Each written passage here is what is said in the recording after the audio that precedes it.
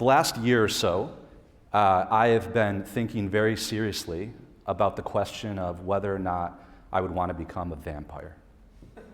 Okay? No, I'm serious. And that's not just because I'm thinking about going over to the dark side. There's a lot easier ways to go over to the dark side these days, and not thinking about that. But the reason was I read a book by a Yale professor, L.A. Paul, called Transformative Experience. And she does this thought experiment to open up the entire book. And she says, how would one go about making the decision to become a vampire? Now, I dismiss this pretty quickly as some vapid, like totally secular thought experiment by a Yale professor. It's kind of dumb. Sorry, Father Mark, and anybody else from Yale here.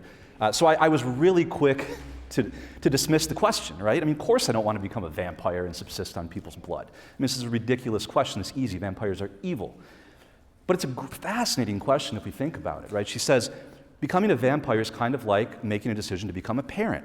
You have no epistemic knowledge of this future state that you would be in, and you have no real personal experiential knowledge of what it would be like to be a parent, or to have a conversion, or to become a vampire, right? So I did what I think any good professor should do when they're struggling with a question like this, and I took it into the classroom. And I asked my students, hey guys, do you think that I should become a vampire? And how should I even be thinking about this question about becoming a vampire?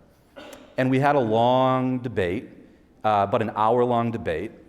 And I know it was a really good discussion because at the end of the class, I think they were divided. It was like 50-50 on whether or not I should become a vampire.